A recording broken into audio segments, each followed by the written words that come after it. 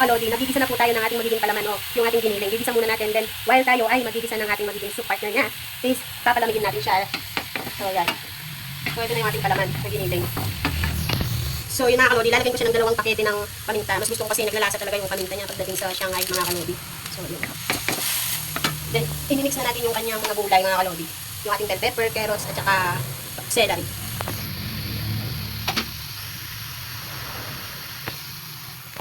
Yung ating magiging palaman sa ating Shanghai.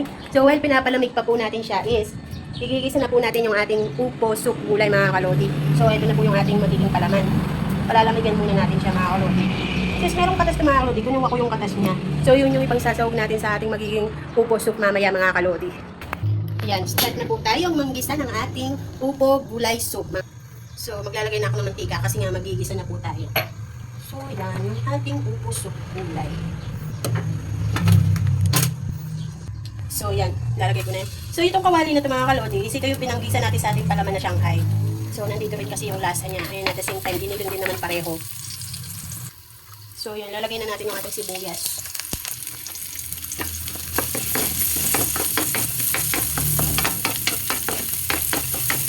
At yung ating diniling.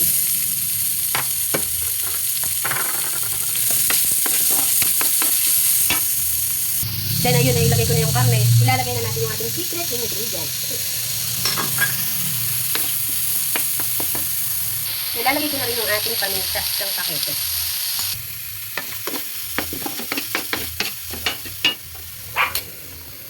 So yung mga kalodi, yung ingay ni cream. Ilalagay na natin yung ating carrots.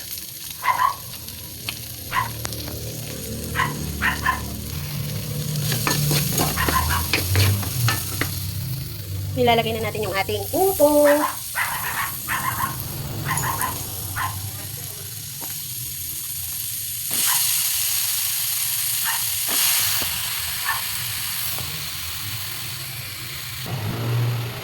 Nahihirapan akong mag-hawak-hawak ng cellphone kasi wala tayong cellphone holder. Yung dating cellphone holder ko nasira.